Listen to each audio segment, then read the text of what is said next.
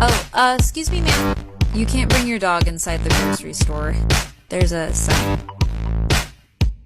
This dog is a tiny dog. It's smaller than a regular dog. And you know dog sign, it's a big dog, but this one's tiny, so it's fine.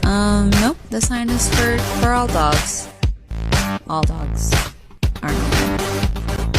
So, This dog is a tiny dog, so tiny you can barely see it. So basically, if you cannot see it, is it really in the store? yes.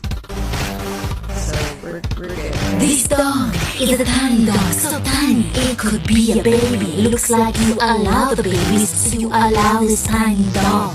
Yeah, a dog is not a baby. So unless it's like a service animal or something. It's a service animal.